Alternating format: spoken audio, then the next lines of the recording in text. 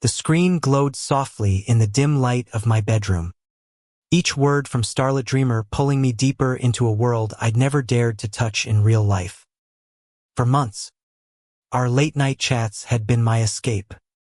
A place where I could be the version of myself I kept locked away. But tonight, as his message flashed, "I think I'm falling for you." Ethan, my heart stopped. Because I knew that voice, that cadence, from the other side of our thin apartment wall. I froze, my fingers hovering over the keyboard. The hum of the city outside our Chicago apartment felt deafening. A cruel reminder of the real world waiting to judge me. Ethan Carter, 24, closeted and terrified, was not supposed to fall in love with a stranger online, let alone one who might be closer than I ever imagined. I'd moved to Chicago a year ago, chasing a graphic design job and a fresh start after a suffocating small-town life in Indiana. My roommate, Lucas Bennett, was everything I wasn't confident. Openly gay, with a sharp wit and a smile that could light up a room. He was 25, a freelance photographer with a knack for capturing the raw beauty in everyday moments. We'd clicked as roommates, sharing late-night pizza and debates over old sci-fi movies. But I kept my walls up, terrified he'd see through me. Online, though, with Starlit Dreamer, I was free-funny, vulnerable, real. The irony was a gut punch. The guy I'd been pouring my heart out to might be the same one leaving dishes in the sink. I reread his message, my pulse racing. "I think I'm falling for you, Ethan." The name wasn't uncommon, but the coincidence felt too sharp. I glanced at the wall separating our rooms, imagining Lucas on the other side, typing those words. My phone buzzed a notification from our chat app. "Starlit Dreamer, you still there? Sketch Vibe." That was my username, a nod to my art. My hands shook as I typed. "Yeah, just processing. Can we talk IRL?" My finger hovered over the send button, fear clawing at my chest. What if I was wrong? What if I was right? The apartment was quiet. Too quiet. I heard Lucas's door creak open, his footsteps soft on the hardwood. My heart thudded as I pushed my laptop aside and stood, the weight of 1,000 unsaid truths pressing down.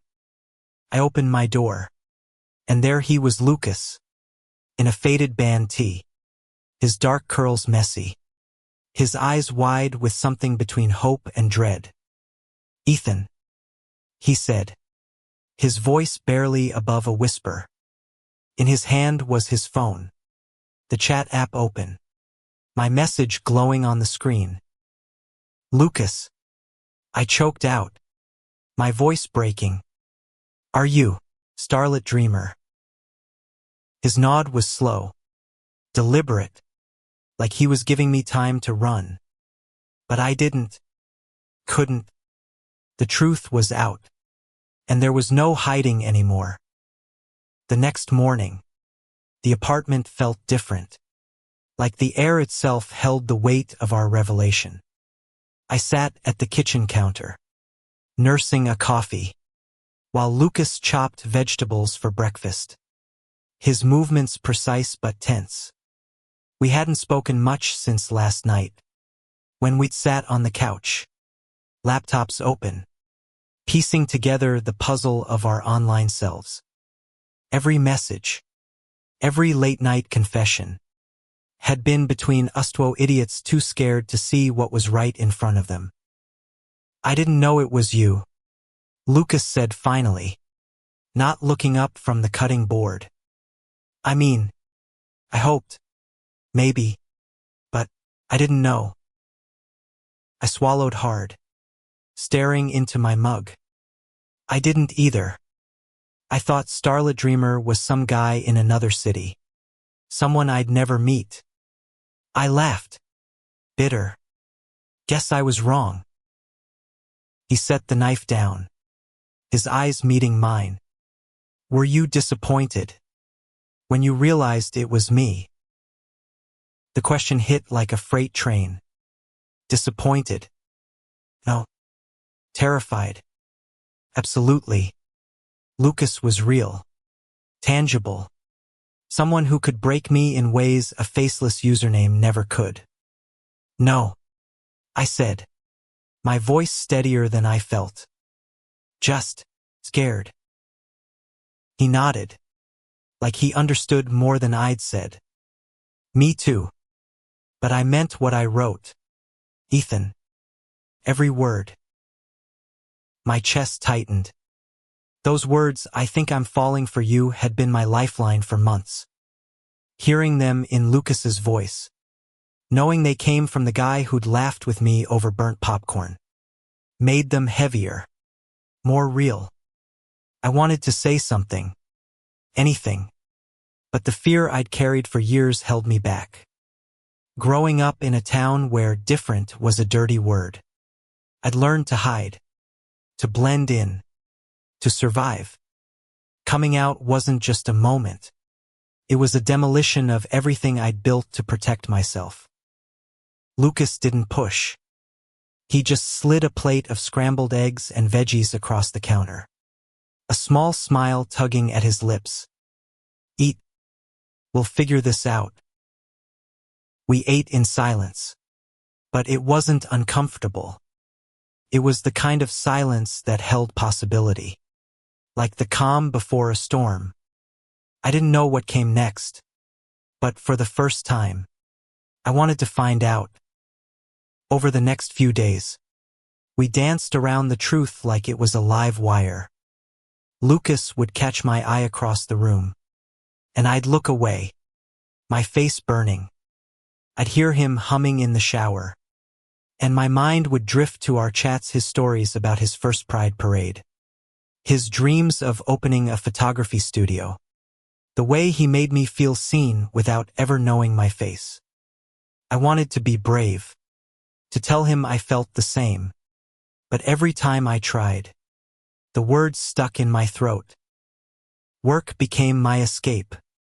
I buried myself in design projects, sketching logos and tweaking layouts until my eyes burned. But even there, Lucas crept in. I'd catch myself doodling his name in the margins of my notebook, or staring at the photos he'd hung on our living room walls, black and white shots of Chicago streets, each one alive with emotion. He had a gift for capturing the beauty in the mundane, and I wondered if he saw me that way too. One evening, I came home to find Lucas on the couch, his laptop open to our chat history. He looked up, his expression unreadable. "You wrote about your hometown," he said. "About how you felt trapped, like you could never be yourself. I didn't know that was you, Ethan, but I felt it. Every word." I sat beside him, my heart pounding. I didn't think anyone would get it, but you did. He closed the laptop, turning to face me. "I still do, and I'm not going anywhere." For the first time, I didn't look away. I let myself see him really see him. The freckles across his nose, the way his eyes softened when he smiled, the quiet strength that made me feel safe. I wanted to reach for him, to close the distance between us. But fear still lingered, a shadow I couldn't shake. "I don't know how to do this," I admitted, my voice barely audible. "I've never been out. Not to anyone." Lucas's hand brushed mine, tentative, like he was afraid I'd pull away. "You don't have to have it all figured out. Just let me in, a little at a time." I nodded, my throat tight. His hand stayed there, warm against mine, and for the first time in years, I didn't feel alone. The days that followed were a blur of small, seismic shifts. Lucas and I moved through our apartment like planets in orbit close, but never quite colliding. Every glance, every brush of shoulders in the cramped kitchen felt like a question, what now? I wasn't ready to answer. Not yet. But Lucas had a way of making the silence feel safe. Like he was giving me space to breathe while still being there. He'd leave me coffee in the morning. My name scrawled on a sticky note with a doodle of a star, his nod to Starlit Dreamer. I catch myself smiling at those notes, tucking them into my pocket like secrets I wasn't ready to share. One night, Lucas dragged me to a local art gallery for an open mic event. "You need to get out of your head," he said, tossing me my jacket. I grumbled but followed, my sketchbook tucked under my arm like a shield. The gallery was a cozy space in Wicker Park. Walls lined with abstract paintings and fairy lights strung across the ceiling. The crowd was eclectic: artists, poets, musicians, all buzzing with energy.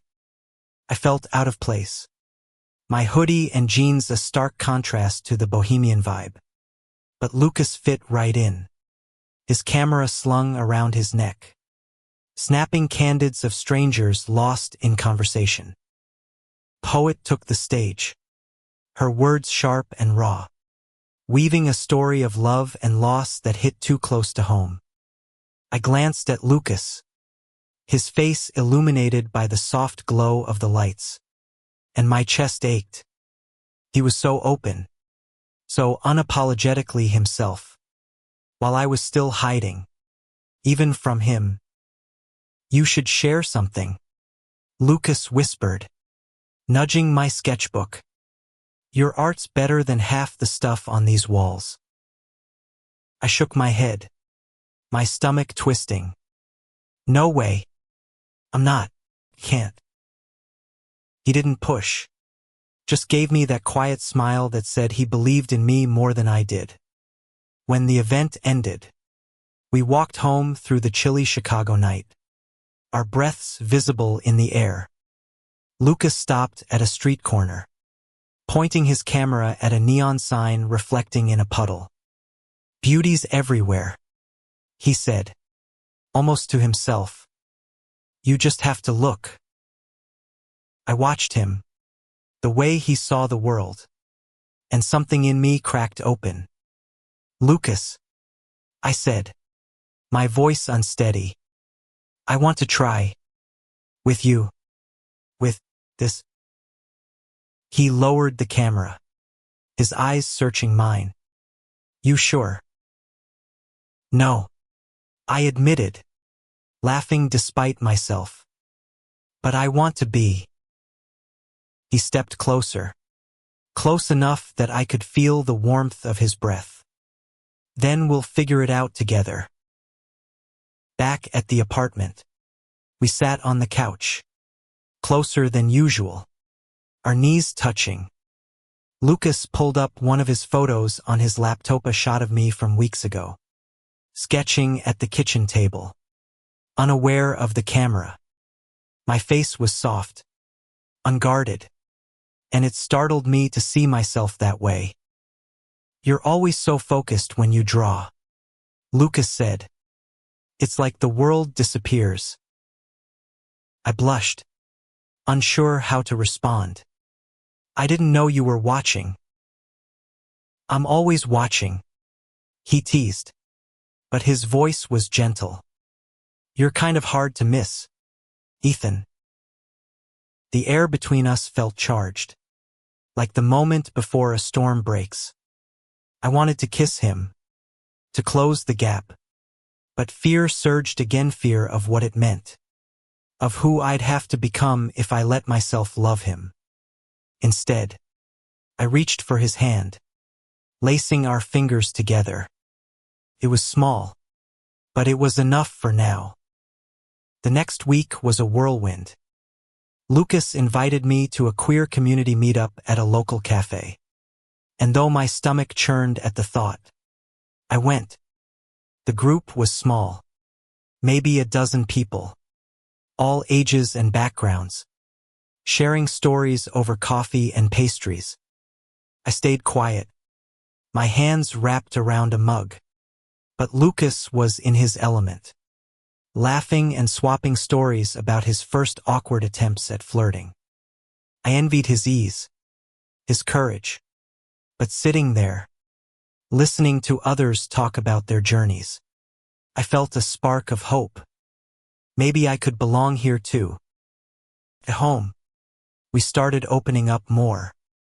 Lucas told me about his coming out, how his parents had struggled but eventually embraced him.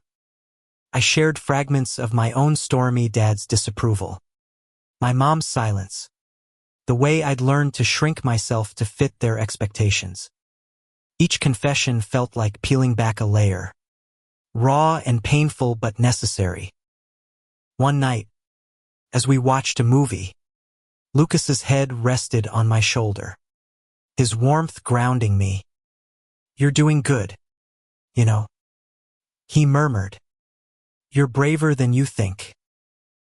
I didn't feel brave, but his words stayed with me, a lifeline in the chaos of my thoughts. Work kept me busy, but Lucas was never far from my mind. I started sketching him his smile, his hands, the way he tilted his head when he laughed. One evening, I left a sketch on the fridge, a portrait of him at the gallery, his camera raised. When he saw it, his face lit up. "This is incredible, Ethan. You've got to show this stuff." I shrugged, embarrassed. "It's just a hobby." "It's more than that." He insisted. "It's you." His belief in me was disarming, chipping away at the walls I'd built. But with every step forward, doubt crept in. What if I wasn't ready? What if I couldn't be the person he deserved? The fear was a constant shadow, whispering that I'd ruin this before it even began.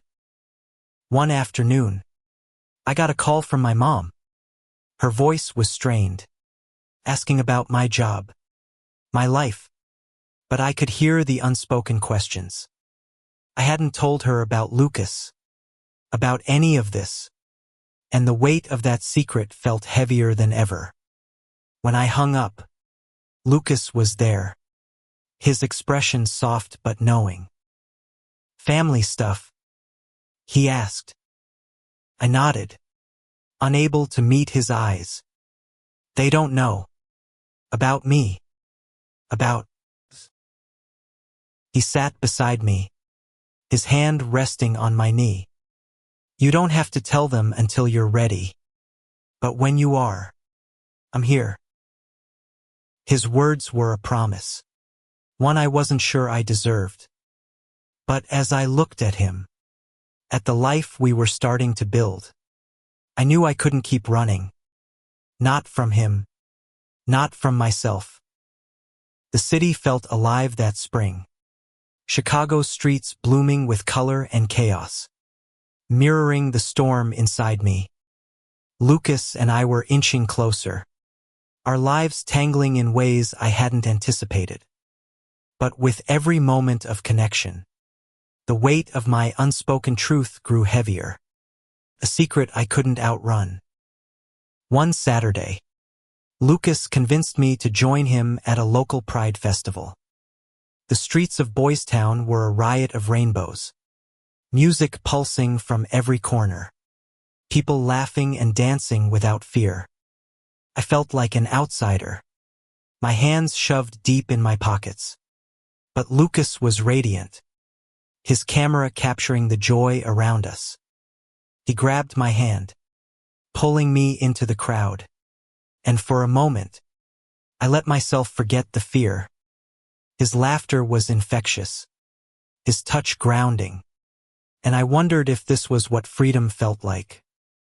"See," he said, grinning as he snapped a photo of me against a backdrop of rainbow flags. "You fit here." I wanted to believe him, but the weight of my family's expectations lingered.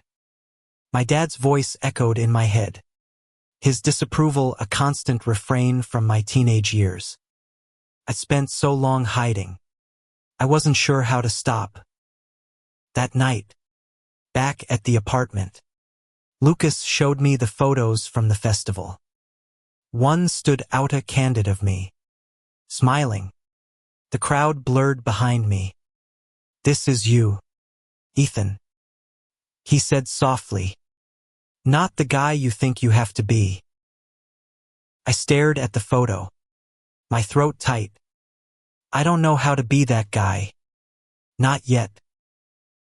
He set the camera down, his hand finding mine.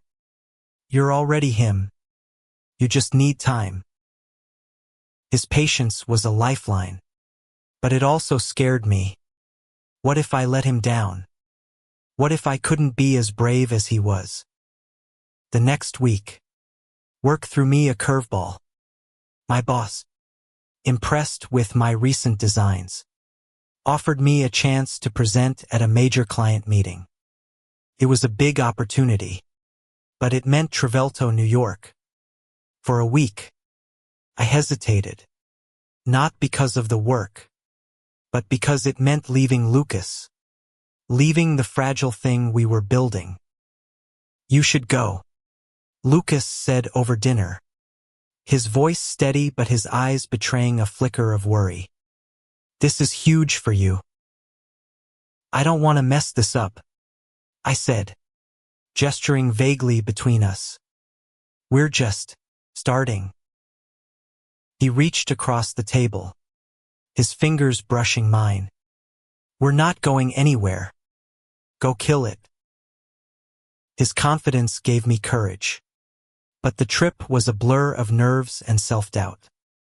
In New York, I nailed the presentation, but every night in my hotel room, I'd scroll through our old chats, missing Lucas's voice, his laugh, the way he made me feel like I could be enough. I sent him sketches doodles of the city, of him, and he'd reply with photos, little glimpses of his day. Felt like we were still connected, even miles apart. When I got back, Lucas was waiting at the airport, his camera around his neck, a grin spreading across his face. "Proud of you," he said, pulling me into a hug. For the first time, I didn't flinch at the public display, letting myself lean into him. Back home, we fell into a rhythm. Mornings were coffee and quiet conversations. Evenings were movies or Lucas teaching me to cook without burning the kitchen down. I started opening up more, sharing stories I'd buried for years. Me first crush, a boy in high school I'd never dared approach. The way I'd sneak into the library to read about queer history, terrified someone would notice. Lucas listened, his presence a steady anchor. And slowly, I started to believe I could do this. One night, we went to a rooftop bar with some of his friends from the queer meetup. They were welcoming, but I felt exposed, like they could see every fear I was trying to hide. Lucas stayed close, his hand brushing mine under the table, a silent reminder that I wasn't alone. When someone asked how we met, Lucas grinned and said, "Online." But turns out we were already living together. The group laughed, and I felt a surge of warmth. For the first time, I didn't feel like I had to hide who I was. I told a story about our first awkward chat, and Lucas's laughter was the loudest, his eyes shining with pride. But the high didn't last. The next morning, I got a text from my sister, Emily. "Mom and Dad are coming to visit next month." My stomach dropped. I hadn't told them about Lucas, about me, about any of it. The thought of facing them, of shattering the image they had of me, was paralyzing. Lucas found me staring at my phone, my face pale. "What's wrong?" he asked, his voice soft. "My parents," I said, my voice barely audible. "They're coming here." He sat beside me, his shoulder brushing mine. "You don't have to tell them anything you're not ready for. But whatever you decide, I'm with you." I wanted to believe it would be that simple. But the fear was a tidal wave, threatening to pull me under. I spent my whole life hiding from them, from myself. Could I really stop now? The weeks before my parents' visit were a tightrope walk. Every moment with Lucas felt like a stolen treasure. Each laugh and touch tinged with the dread of what was coming. I wanted to be the person he saw in me, brave, open, whole, but the closer the visit got, the more I felt like the scared kid from Indiana, hiding in the shadows. Lucas sensed it. He didn't push, but he'd leave little notes around the apartment. "You've got this on the fridge. I'm here," tucked into my sketchbook. One evening, he dragged me to a quiet park near Lake Michigan, the city skyline glowing in the distance. We sat on a bench, the wind carrying the scent of water and grass. And he handed me a photo he'd printed, a shot of us at the Pride Festival. My smile hesitant but real. "You keep this," he said, pressing it into my hand. "A reminder of who you are." I traced the edges of the photo, my chest tight. What if I'm not ready to show them that guy? "Then you wait," he said simply. "But don't hide from yourself. Not anymore." His words stayed with me, a quiet challenge. I started sketching more, pouring my fears into lines and shadows. One night, I showed Lucas a drawing, a self-portrait. Half my face in light, half in darkness. He studied it, his expression unreadable, then said, "This is you, Ethan. All of it. And it's beautiful." Kissed him then, impulsive and terrified, my lips crashing into his. It was messy, unpracticed, but he kissed me back, his hands steady on my face, grounding me. When we pulled apart, I was shaking, but not from fear. For the first time, I felt like I could breathe. The day my parents arrived, Chicago was gray and rainy, matching my mood. I'd cleaned the apartment obsessively, as if a spotless counter could hide the truth. Lucas offered to stay out, give me space, but I asked him to stay. "I need you here," I said, my voice raw. He nodded, squeezing my hand, and I felt a flicker of courage. My parents were as I remembered Dad, stern and quiet, his eyes scanning the apartment like he was looking for flaws. Mom, warm but distant, her smiles never quite reaching her eyes. We sat in the living room, making small talk about my job, the city, anything but the truth. Lucas was in the kitchen, chopping vegetables for dinner, his presence a quiet anchor. Dinner was tense. Dad asked about my roommate situation. His tone clipped, and I felt my throat close up. Lucas stepped in, smooth and charming, talking about his photography, the city's art scene, anything to keep the conversation light. But I could see Mom watching us, her eyes lingering on the way Lucas's hand brushed mine when he passed the salad. After dinner, Lucas excused himself to give us space. I wanted to grab his hand, beg him to stay, but I let him go. Mom helped me clear the table, her silence heavy. Finally, she said, "Ethan, you seem different." Happier. Maybe. I froze, my hands gripping a plate. I'm trying to be, I said, barely above a whisper. She nodded, like she understood more than I'd said. We just want you to be okay. Dad was less subtle. When we sat back down, he fixed me with a look. This city's changed you. You're not the same kid we raised.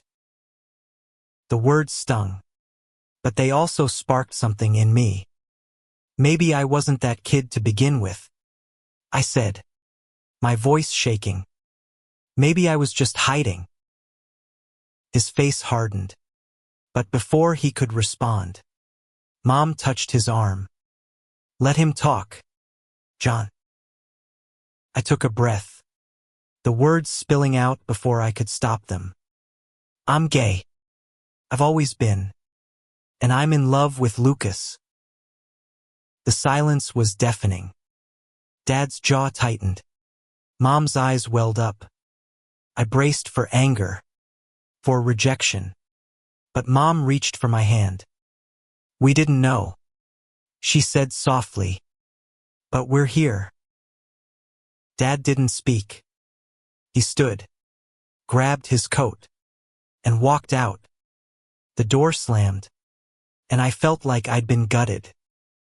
Lucas found me later, sitting on the fire escape, staring at the city lights. He sat beside me, his shoulder against mine. How'd it go? I told him everything, the words, the silence, Dad's exit.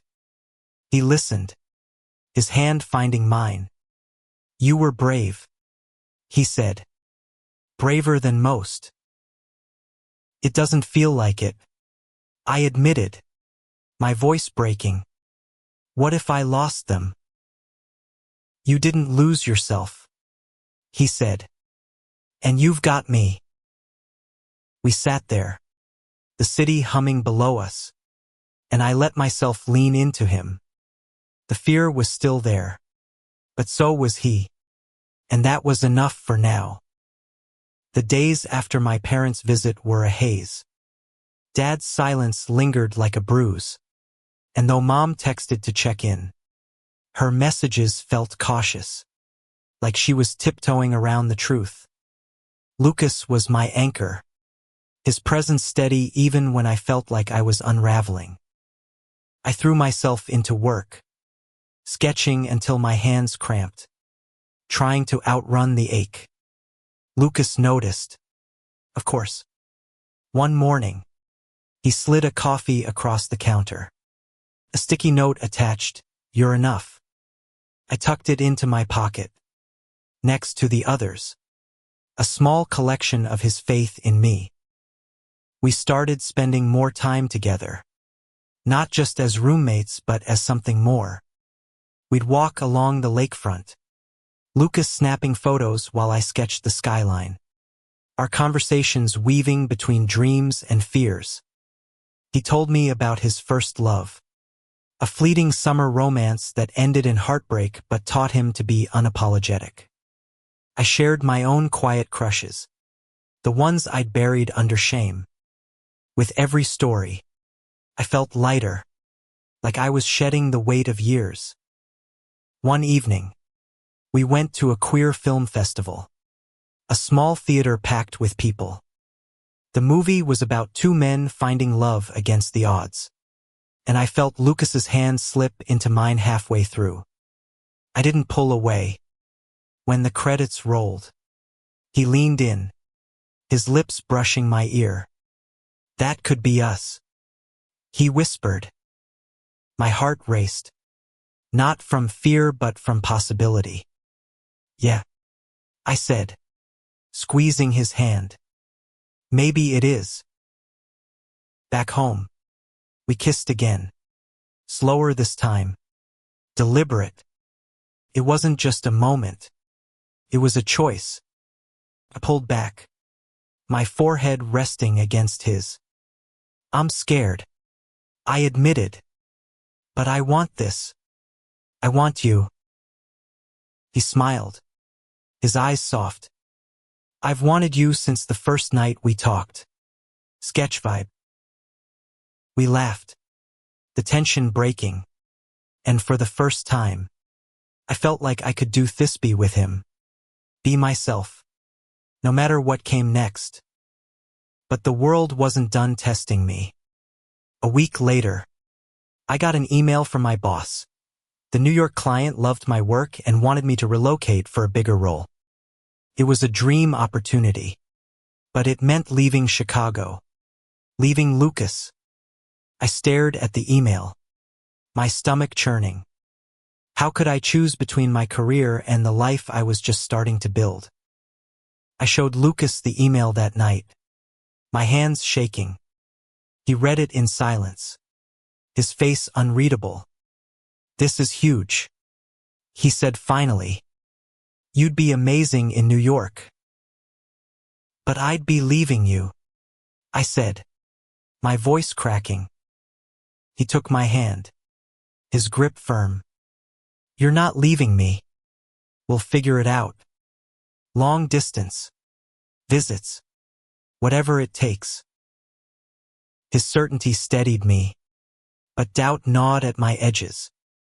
I just found him. Found myself. Could I really start over again? I spent the next few days wrestling with the decision. Lucas gave me space, but he was always there cooking dinner, playing music, reminding me I wasn't alone. One night, he took me to his favorite spot, a quiet pier overlooking the lake.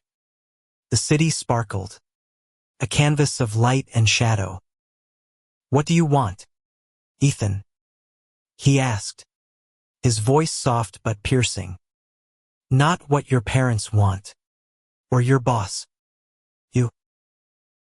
I stared at the water, the question cutting through my defenses. I want to be happy, I said finally. With you. With my art. I want to stop running. He nodded, like he'd known the answer all along. Then do that. Wherever you go. I'm with you. I made my decision that night. I'd stay in Chicago, take on freelance work, build a life with Lucas. The New York job was a dream, but this us was real. When I told my boss, she was disappointed but understood. You're talented, Ethan, she said. You'll make it anywhere. I hoped she was right. That night, I told Lucas, and his smile was brighter than the city skyline. You're staying? He asked, pulling me into a hug. Yeah, I said, my voice muffled against his shoulder. I'm staying. Choosing to stay in Chicago felt like a leap, but with Lucas beside me, it didn't feel like falling. We settled into a new rhythm, our days filled with small, beautiful moments cooking together, sketching while he edited photos, stealing kisses in the hallway. But the shadow of my parents' visit lingered, a reminder that not everything was resolved. I started therapy, a suggestion from Lucas's friend at the queer meetup. It was daunting, sitting across from a stranger and unraveling years of fear. But it helped. I began to see my past not as a cage but as a story I could rewrite. Lucas was there through it all, patient and steady, his belief in me a constant light. One afternoon, I got a call from Emily, my sister. Mom's been asking about you, she said. She wants to understand, Ethan, that he's still processing. I gripped the phone, my heart racing. What does that mean? It means they love you, she said softly. They just don't know how to show it yet. Her words gave me hope, but also a new kind of fear. What if they never came around? What if I'd chosen myself at the cost of my family? Lucas found me on the couch, staring at my sketchbook, the page blank. "Talk to me," he said, sitting beside me. I told him about the call, the hope and the doubt. He listened, then pulled me close. "You're not alone in this," he said. "Family's messy, but you've got me, and I'm not going anywhere." We started planning a future together, tentative but real. Lucas wanted to open a photography studio, and I dreamed of launching my own graphic design brand. We'd stay up late, sketching ideas on napkins, laughing over bad puns and worse coffee. Felt like building something, not just a relationship but a life. One evening, Lucas took me to an art show where he was exhibiting. His photos were stunning portraits of strangers, each one alive with emotion. But one caught my eye, a shot of me, sketching on the pier. The city behind me. The caption read, "Finding home. You're my home, Ethan," he said when I asked about it. "I want everyone to see you the way I do." I kissed him there, in front of the crowd, my heart pounding but unafraid. For the first time, I didn't care who saw. But life wasn't all galleries and kisses. My dad called one morning, his voice gruff. "We need to talk," he said. "In person." He was coming back to Chicago, alone this time. The thought of facing him again made my stomach churn. But Lucas insisted I do it. "You're stronger than you think," he said, squeezing my hand. We met at a diner, the kind with sticky tables and endless coffee refills. Dad looked older, his eyes tired. "I don't understand this," he said, his voice low. "But I don't want to lose you." I took a breath, the words spilling out. "I'm still me, Dad. I'm just more me now." He didn't say much after that, but he stayed. And we talked about my job, my art, even Lucas. It wasn't acceptance. Not yet. But it was a start. When I got home, Lucas was waiting, his camera on the table. "How'd it go?" he asked. "Better than I expected," I said. And for the first time, I believed it. The seasons changed. Chicago's summer fading into a crisp fall. And with it, Lucas and I grew closer, our lives intertwining like the city's tangled streets. I was learning to live openly, not just with him but with myself. Therapy helped, but Lucas was my mirror, reflecting the person I was becoming, someone who could love without fear. We started a joint project, a zine combining my sketches and his photos, a love letter to Chicago's queer community. Working together was chaotic late nights, spilled coffee, debates over fonts, but it was ours. We'd sit on the floor, papers scattered, laughing until we couldn't breathe. I catch Lucas watching me, his eyes soft, and I'd feel like the luckiest guy alive. But doubt still crept in. My dad's visit had been a step, but his silence since then left me raw. Mom called sometimes, her voice warm but careful, like she was afraid to push too far. I wanted their acceptance, but I was learning to live without it, to find my worth in myself, in Lucas, in the life we were building. One night, we hosted a small launch party for the zine at the apartment. Our friends from the queer meetup came, filling the space with laughter and music. I was nervous, my sketches on display for the first time, but Lucas's hand on my back kept me grounded. "You're killing it," he whispered, and I believed him. As the night wound down, we stood on the fire escape, the city sprawling below us. "I'm proud of you," Lucas said, his voice soft. "You're not hiding anymore." I leaned into him, the cool air sharp against my skin. "I'm trying," I said. "Because of you." He kissed me, slow and sure, and I knew I'd found something worth fighting for. The zine was a hit, shared across local cafes and online. People reached out, saying our work gave them hope, made them feel seen. It was overwhelming but humbling, and it pushed me to keep going, to keep creating. Lucas and I started talking about moving in together, not as roommates, but as partners. The idea scared me, not because I doubted him, but because it meant committing to this life, to being out, to being us. But every time I looked at him, I knew it was what I wanted. One day, I got a package in the mail, a letter from my dad. Handwritten. Something he'd never done. My hands shook as I opened it. "Ethan," it read, "I'm trying to understand. I don't get it all. But I love you. I want to be part of your life."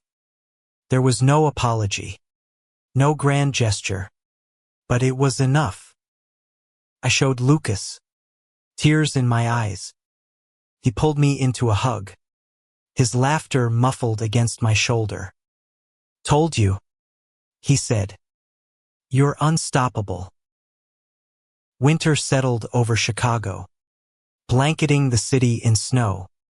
But inside our apartment, felt like spring. Lucas and I were building something real, something lasting.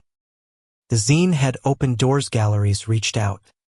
Local artists wanted to collaborate, and I was finally seeing my art as more than a hobby. But more than that, I was seeing myself. One evening, we sat on the couch, wrapped in a blanket, planning our next project. Lucas suggested a photo series about queer love, with my sketches as companion pieces. "We tell our story," he said, his eyes bright. "Yours, mine, ours." I nodded, my heart full. "Let's do it." We worked through the winter, capturing moments of joy and struggle. Our art a reflection of the life we'd built. My parents started calling more, asking about Lucas, about my work. Dad was still gruff, but he listened.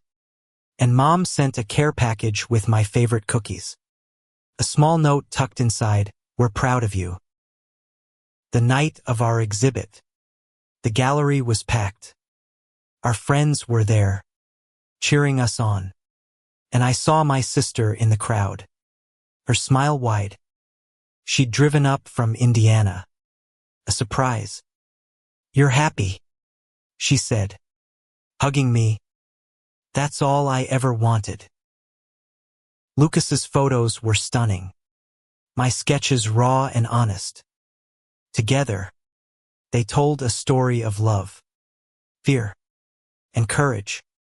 At the end of the night, Lucas took my hand, leading me to the center of the room. "To us," he said, raising a glass, and the crowd cheered.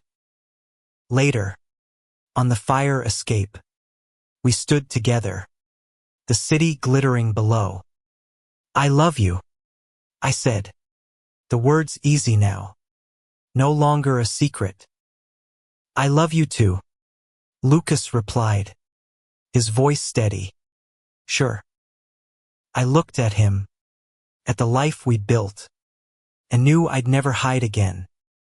The fear was still there, but it was smaller now, overshadowed by love, by hope, by the truth I'd finally claimed as mine.